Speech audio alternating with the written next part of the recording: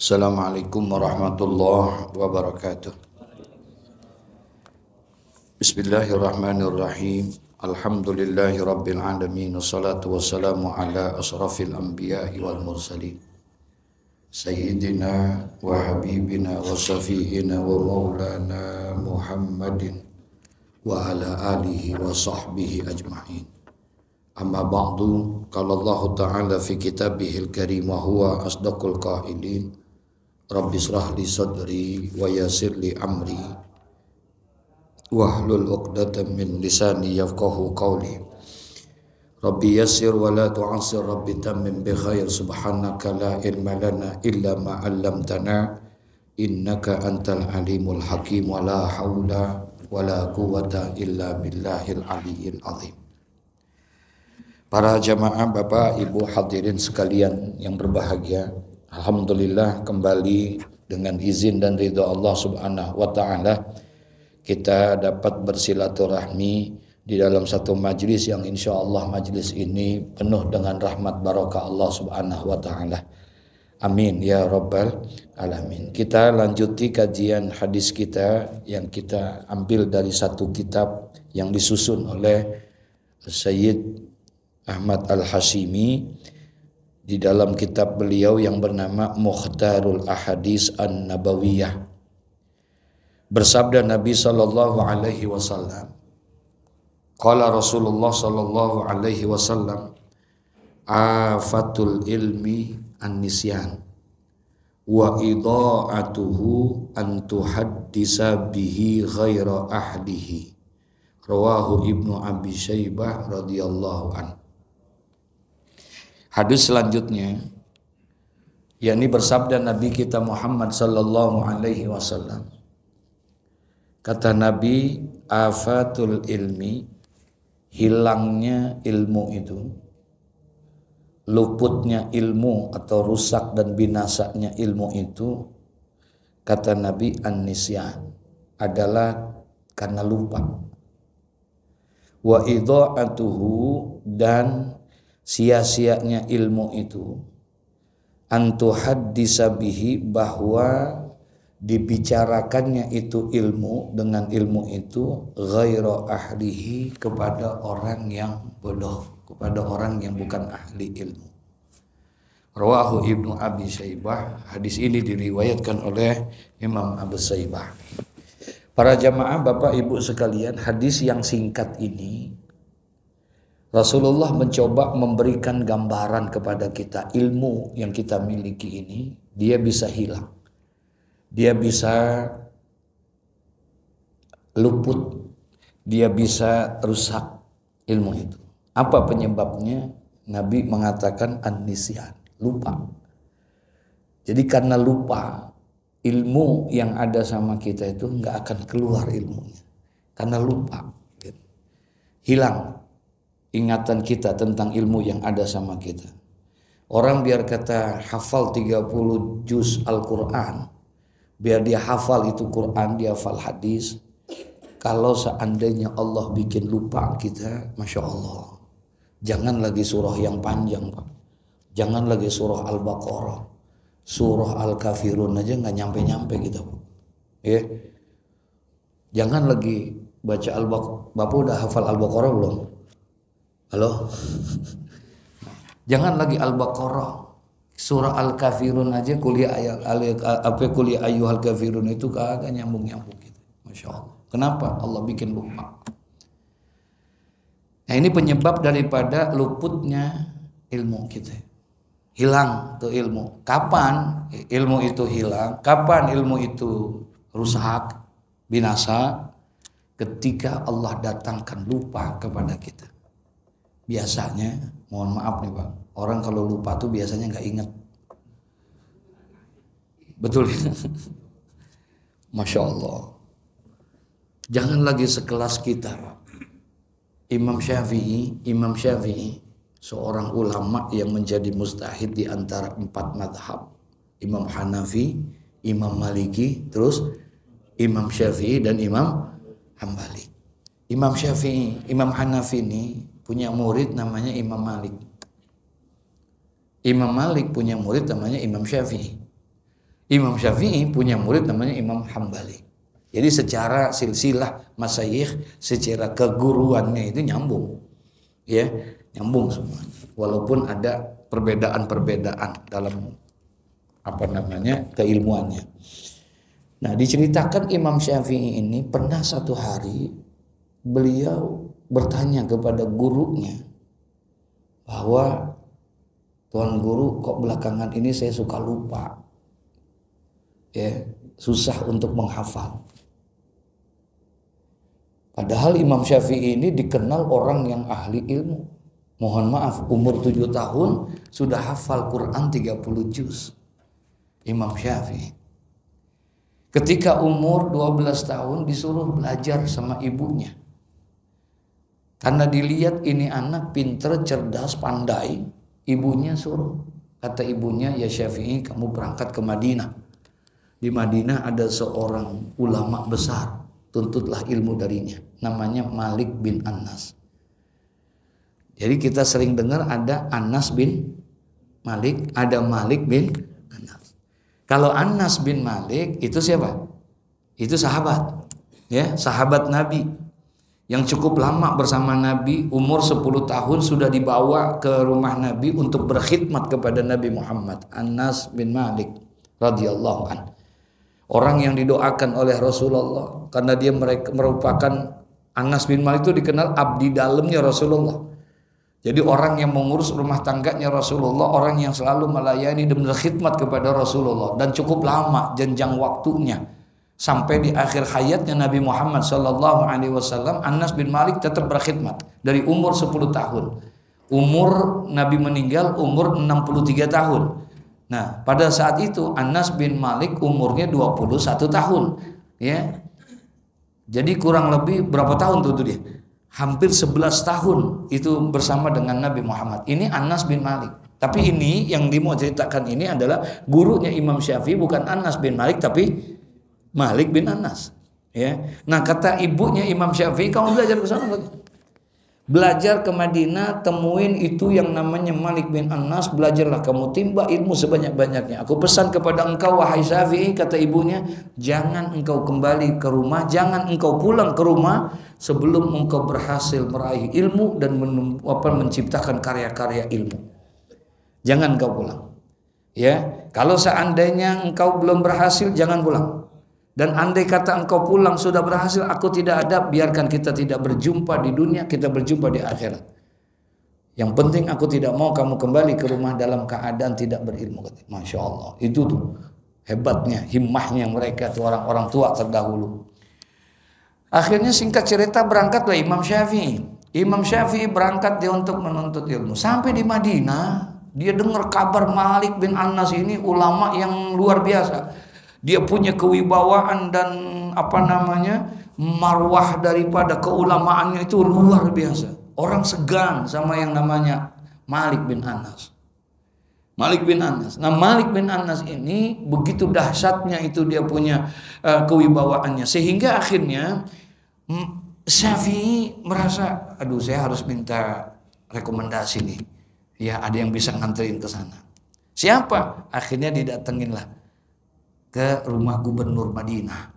Jadi Imam Syafi'i berangkat ke rumah gubernur Madinah, mau minta tolong sama gubernur untuk minta dianterin ke rumah siapa? Ke rumah Tuan Imam Malik bin Anas. Ya Allah, sampai tuh kata Tuan Gubernur, aku jauh lebih baik engkau perintahkan pindahin gunung dari satu tempat ke tempat yang lain. Suruh pindahin, aku lebih suka engkau perintahkan aku pindahin gunung dari satu tempat ke tempat yang lain. Pindahin gunung gampang apa susah? Hah? Berat apa ringan? Aku lebih suka engkau perintahkan untuk memindahkan gunung dari satu tempat ke tempat yang lain daripada engkau memerintahkan aku untuk datang ke rumah Tuan Malik bin Anas. Begitu. Saking kewibawaannya luar biasa tuh. Sampai gubernur kagak berani. Dia buka pintu 24 jam, siapa aja datang. Syafi'i datang, diterima. Untuk minta tolong, kata gubernur, aku gak sanggup untuk ke sana. Alhasil berangkatlah Imam Syafi'i ke rumah Tuan Imam Malik. Sampai di rumahnya, kemudian disambut oleh siapa? Oleh pembantunya. Ditanya sama pembantunya, "Man anta? Wa min aina anta?" Kamu ini siapa? Dan dari mana kamu ini berasal? Kata Syafi'i, karena dia lihat ini orang anak kecil soalnya. Ya, jadi pembantu tanya, "Ente mau ngapain? Ada dari mana ente?"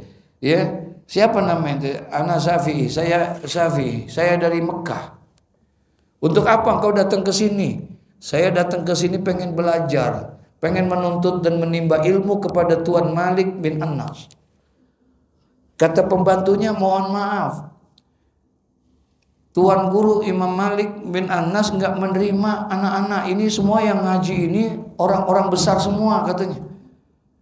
"Ini para tokoh-tokoh agama, para kiai lah kalau kita lagi pada belajar sama Tuan Imam. Engkau anak kecil nggak bisa bergabung sini. Tapi aku dari jauh-jauh pengen belajar sama beliau. Tolong sampaikan saja kepada Tuan Imam Malik. Ya, boleh atau tidak aku belajar."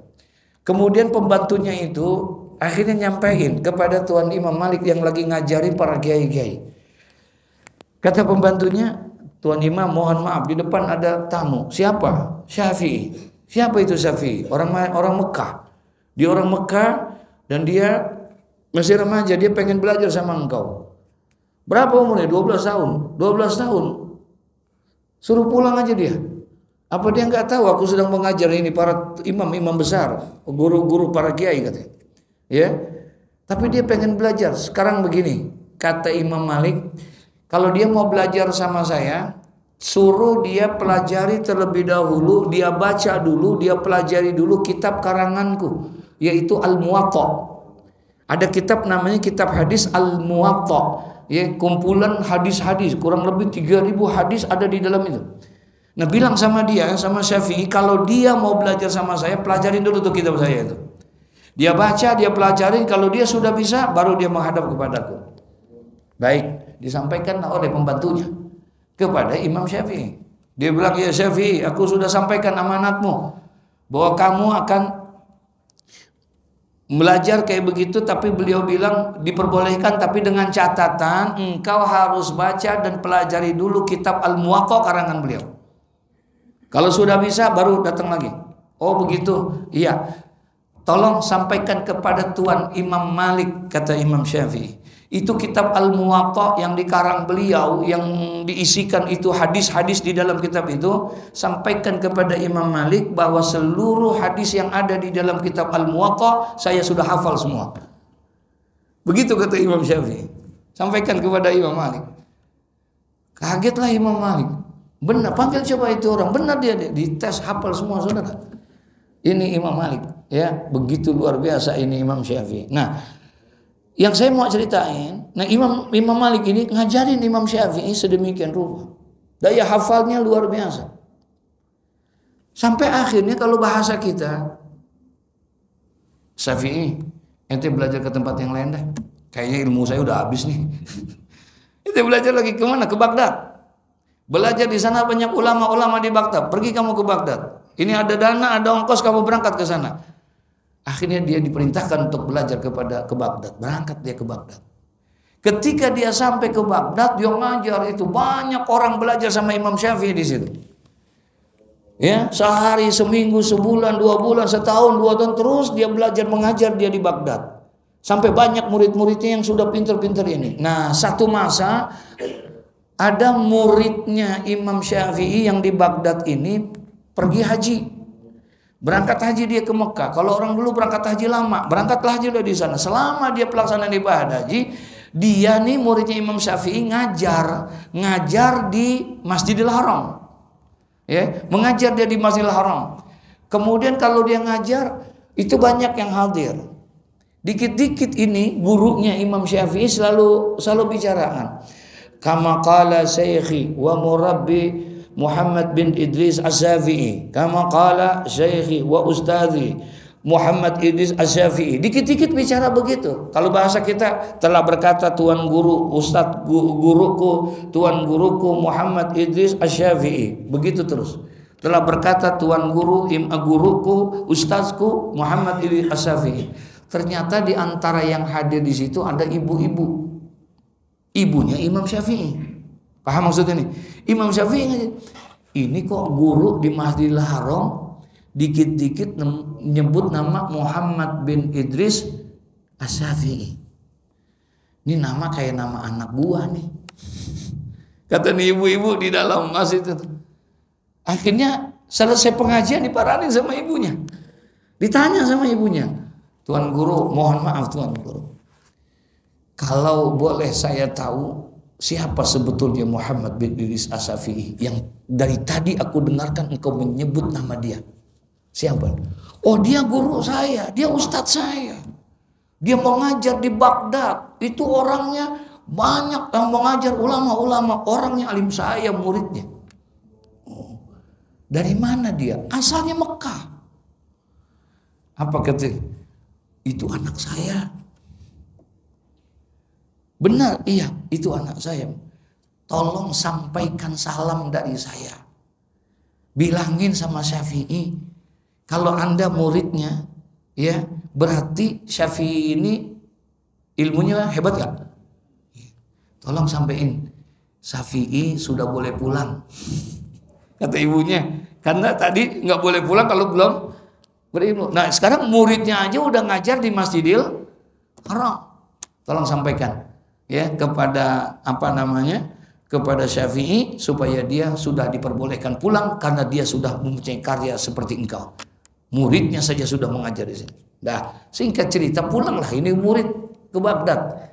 Disampaikanlah ketemu sama tuan gurunya Imam Syafi'i. Ya, Imam Syafi'i, saya ketemu dengan seorang ibu dan dia mengaku dia sebagai ibumu ketika aku mengajar dan lain sebagainya, dan dia berpesan bahwa engkau sudah diperbolehkan apa? Pulang. Engkau sudah diperbolehkan pulang karena engkau sudah bisa menghasilkan ilmu dan sudah menghasilkan, maaf katanya, muridnya saja sudah mengajar di Masjidil Haram. Oh begitu, iya, baik. Akhirnya Imam Syafi'i kemudian memberikan informasi kepada murid-muridnya yang ada di Baghdad bahwa beliau minta izin pengen apa? Pengen pulang kampung ke Mekah. Nah murid-muridnya ini gelisah. Semua jangan di sini aja Tuan Guru, kami butuh guru gini dan lain sebagainya. Enggak, kami harus pulang dulu kata Imam Syafi'i. Akhirnya diizinkan pulang. Nah karena seorang guru yang pulang, kira-kira murid punya perhatian enggak? Iya, ada yang ngasih hadiah, banyaklah hadiah. Ada yang ngasih ekor onta, ada yang ngasih kambing, ada yang banyak. Sampai akhirnya ratusan ekor onta dan lain sebagainya. Banyak bawa, berangkatlah pulang. Ketika dia pulang, sampai di perbatasan kota Mekah, mau masuk ke dalam kota Mekah, Imam Syafi'i panggil muridnya. Kata Imam Syafi'i, tolong engkau pulang ke rumahku, sampaikan ke rumahku, dia bilang sama ibuku kalau aku akan pulang dan sekarang sudah ada di perbatasan. Gitu. Pulang. Jadi emang afdolnya begitu, Pak. Ini kita kadang-kadang pengen bikin apa? Pengen bikin surprise, ya. Kita mau pulang kampung kagak ngomong-ngomong dulu di sana. Enggak, afdolnya mesti bilangin sampai. Bagusnya tuh kita harus menyampaikan itu sebagaimana yang dilakukan oleh Imam Syafi'i. Imam Syafi'i begitu. Nah, Imam Syafi'i bilangin sampai kayak begitu. Akhirnya berangkatlah muridnya ke sana. Sampai di sana nyampein kepada ibunya, "Ibu, alhamdulillah anakmu ya Muhammad Idris Asy-Syafi'i itu sudah mau pulang." Oh, kapan dia mau pulangnya? Sekarang sudah ada di perbatasan dan akan masuk, dia minta izin dulu kepada. Oh, alhamdulillah. Ya, selamat datang. Apa yang dia bawa? Kata ibunya, "Ibu jangan khawatir. Ya, itu Imam Syafi'i udah membawa semua. Dia bawa ratusan ekor onta, kambing dan lain sebagainya. Hadiah begitu banyak dibawa buat ibu." Apa kata ibunya? "Sampaikan salamku kepada Syafi'i, bilang balik lagi dia, jangan pulang ke rumah. Bukan itu yang aku mau." Suruh pulang lagi, Pak. Karena bawa hadiah, onta banyak itu segala. Yang aku butuhkan bukan itu. Bawa karya ilmu atau dia, tidak ke sini. Masya Allah. Kalau kita pulang kampung, kita bawain begituan, emak kita girang apa kagak kira-kira? Hah? Disuruh pulang lagi apa suruh balik? Ini Masya Allah, kata ibunya Imam Syafi'i pulang. Kalau dia hanya bawa itu, biar kata itu ratusan unta apa. Disuruh pulang. Allah Akbar. Baliklah itu. Yang diutusan sama Imam Syafi'i. Ketika balik disampaikan. Gimana udah ketemu ibu? Udah. Terus apa katanya? Engkau disuruh balik lagi. Lah, kenapa kau disuruh balik? Tadi saya suruh pulang. Karena engkau bawa ontain. Ente sih ngomongnya salah begitu. Kata ibu saya, ente kenapa ngomong begitu? Ini segala macam. Bukan itu yang ibu saya mau. Dah, sekarang diberikan sedekah itu semua kepada penduduk-penduduk di kota Mekah ini. Diberikan sedekah semuanya. Balik lagi kamu ke sana. Tuh lihat buku-buku aku, karya-karya aku, sampaikan bahwa aku sudah bawa itu. Subhanallah. Begitu, Pak. Ya, luar biasanya tuh mereka itu memperhatikan ilmu. Tapi sekelas Imam Syafi'i pernah satu hari dia ngomong sama gurunya, orang yang umur 7 tahun sudah hafal apa? Quran. Umur 12 tahun sudah hafal itu ribuan hadis dia hafal semua. Orang yang sudah luar biasa, udah bisa menjadi seorang mufti di umur 15 tahun. Ini Imam Syafi'i, tapi pada saat itu dia pernah ngeluh sama gurunya. Tuan guru, kenapa ya kok saya sering lupa? Paham gak dia maksudnya? Kok ngapal saya susah banget? Sekarang ini ada apa ya? Apa jawaban gurunya kepada Imam Syafi'i? Ya Syafi'i, mungkin engkau telah berbuat maksiat sehingga akhirnya engkau susah untuk menghafal dan ingatanmu gampang lupa. Ya Allah. Bapak pernah lupa nggak, Pak? Halo? Biasanya kalau lupa apaan biasanya? Ya Allah. Imam Syafi'i tanya, kira-kira apa kata gurunya? Mungkin ada maksiat yang kau kerjain sehingga engkau sering lupa. Ya Allah. Nangis Pak Imam Syafi'i. Dipikirin lah dia. Maksiat apa? Kira-kira sekelas Imam Syafi'i maksiatnya apaan, Pak? Hah? Apa maksiat? Zina. Minum, judi. Itu kan maksiatnya, Pak? Sekelas Imam Syafi'i. Maksiat apa? Orang yang begitu zuhud, orang yang begitu alim, orang yang begitu soleh. Tapi gurunya bilang, kamu sering lupa karena suka maksiat. Diingetin sama Imam Syafi'i, apa maksiat yang kau sudah lakukan ini? Ingat, Pak. Oh, ini mungkin yang menyebabkan aku sering lupa karena aku melakukan satu maksiat. Apa? Maksiat yang dilakukan Syafi'i. Pernah satu hari Imam Syafi'i pengen ngaji ke rumah gurunya. Waktu dia pengen jalan mau ke rumah gurunya, lewatin jalan pasar gitu, di depan ada perempuan. Ada perempuan di depan. Nah dia di depannya ada perempuan. Kemudian angin kenceng. Angin kenceng niup baju roknya perempuan, betisnya kelihatan. Kata Imam Syafi'i, mungkin itu yang menyebabkan aku sering lupa ngelihat betis. Bapak pernah ngelihat betis? Halo? Assalamualaikum. Astagfirullahaladzim. Itu kata Imam Syafi'i. Nangis-nangisnya dia. Mungkin ini kali yang menyebabkan saya sering lupa. Ya Allah. Pantas kualitas keilmuan kita susah untuk menghafal. Tidak seperti Imam Syafi'i. Tidak seperti itu, baru satu sisi itu. Belum lagi makanan yang masuk ke dalam diri kita. Betul Pak? Iya. Makanan yang subhat, makanan yang la haula wala quwata illa billah. Kata Nabi, ilmu itu bisa hilang. Afatul ilmi. Ilmu itu bisa luput yang ada pada diri kita. Ilmu yang kita miliki bisa hilang, bisa rusak, bisa binasa ini ilmu itu. Apa yang menyebabkan binasa dan luput serta hilangnya ilmu yang ada sama kita? Nabi hanya bilang an-nisyan, lupa. Lalu bagaimana caranya supaya kita untuk menghindarkan lupa? Nah, itu satu tadi dah. Maksiat jangan dikerjain. Pelihara diri kita, dekatkan diri kita kepada Allah. Bahkan kata dulu ada ulama besar di Jakarta ini namanya almarhum al-maghfurah Kiai Haji Abdullah Syafi'i. Ya, Kiai Haji Abdullah Syafi'i pernah memberikan isyarat, apa kata beliau? Satu obat daripada untuk supaya kita tidak gampang untuk lupa, katanya adalah perbanyaklah bersolawat kepada Nabi Muhammad. Insya Allah. Itu obat yang paling utama deh. Banyakin apa? Solawat kepada Nabi Muhammad. Dah. Afatul ilmi an-nisyan wa idha'atuhu. Nah, hilangnya ilmu, luputnya ilmu tadi dengan apa? Lupa. Wa idha'atuhu, dan sia-sia ilmu itu.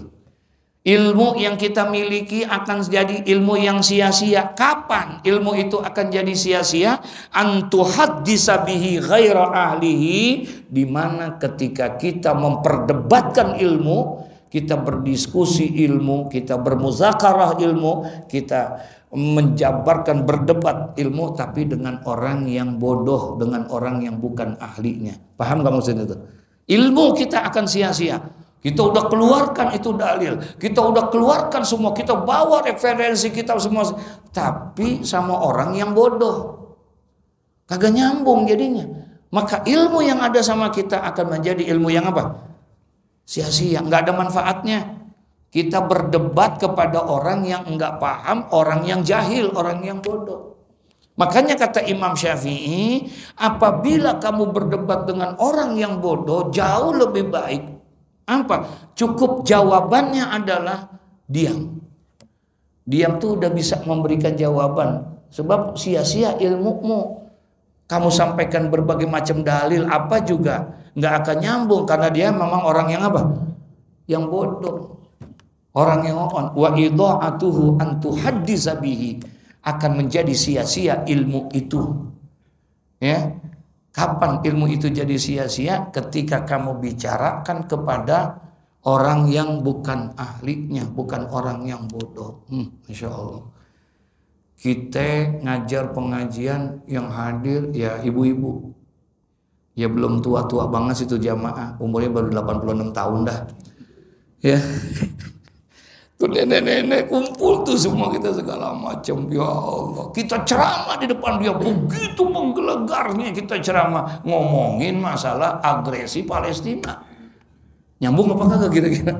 Nggak nyambung, Pak. Dia apa kagak paham Hamas apaan? Ini apa, itu apa? Kenapa? Bukan pada tempatnya. Sia-sia ilmu kita. Ya. Akan menjadi sia-sia gitu. Makanya dibilang, kata Nabi, kamu jangan tersenyum sama orang yang buta. Jangan tersenyum sama orang yang buta, dan jangan sekali-kali kamu berbisik sama orang yang tuli. Ngerti gak tuh? Dia diam pada ngerti apa kagak ini? Janganlah kamu tersenyum kepada orang yang buta. Kenapa? Senyummu akan jadi sia-sia. Padahal senyum kita ada lesung pipitnya, Pak. Orang demen banget ngelihat senyum kita, tapi senyumnya sama orang buta. Ada manfaatnya nggak? Nggak ada manfaatnya. Nggak ada manfaatnya, sia-sia tuh senyum yang indah begitu. Dan janganlah kamu berbisik kepada orang tuli. Orang tuli. Orang budek. Kita berbisik, mak, jangan lagi berbisik, teriak aja, dia nggak denger. Kita berbisik, nah itu bukan pada tempatnya namanya. Sia-sia ilmu kita. Likulli maqalil maqam, wa likullil maqalil maqam. Likullil maqalil maqam. Setiap perkataan itu ada tempatnya. Setiap perkataan itu ada tempatnya. Walikullil maqamim maqal, dan setiap tempat itu ada perkataannya. Setiap perkataan ada tempatnya, setiap tempat ada perkataannya. Baca doa semuanya bagus nggak? Saya tanya, baca doa bagus nggak? Bagus, semua baca doa, semua baca doa. Tapi ketika kita baca doa, mau makan kita baca Allahumma inni a'udzubika minal khubusi wal khobais. Mau makan baca doa itu, pas nggak? Kata anak kita tuh yang di TK, Pak, makan aja di kamar mandi, begitu katanya. Padahal doa itu bagus, tapi karena tidak pada tempatnya akan jadi tidak punya nilai. Ilmu akan hilang. Luput ilmu, afatul ilmi. Ilmu itu akan rusak, ilmu akan hilang, ilmu akan binasa di dalam diri kita. Kapan? Ilmu itu akan hilang ketika lupa itu ada di dalam diri kita. Ketika Allah kasih lupa, hilang tuh. Betul? Iya, enggak. Masya Allah Pak, susah banget mau ngingetnya gitu. Apaan? Masya Allah. Lupanya luar biasa. Kalau Allah sudah kasih lupa, udah sulit kita. Nah, salah satunya diantaranya ada mungkin ada maksiat. Baik secara maksiat zahir maupun maksiat batin. Sebagaimana digambarkan kisah tadi. Kisah siapa? Imam Syafi'i. Yang kedua, ilmu akan jadi sia-sia ilmumu ketika kamu sampaikan, kamu perdebatkan ilmu itu kepada orang yang tidak mengerti tentang ilmu. Maka ilmu itu padahal kita udah sampaikan dalilnya, udah cakep banget dah. Kita ini orang oon, tahu oon ya? Minum es ditiup. Dianggap es tuh kan ada asapnya. Biasanya kalau asap panas apa dingin? Dianggap panas dan padahal es tuh. Ya, nah itu orang oon namanya. Nah, ilmu kita akan jadi sia-sia kalau seandainya itu. Dua hal ini kata Rasulullah. Dari satu hadis yang singkat ini, Rasulullah memberikan ilustrasi buat kita. Jangan sampai kita sering lupa di dalam hidupan kita. Kalau seandainya kita banyak lupa, berarti banyak ilmu-ilmu kita yang Allah hilangkan di dalam ketika kita lupa. Masya Allah.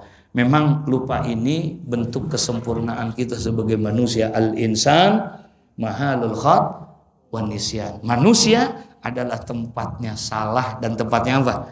Lupa. Ya. Nah, tapi kita harus minta kepada Allah, dekatkan diri agar dijauhkan daripada sifat lupa. Insya Allah. Al-Fatihah.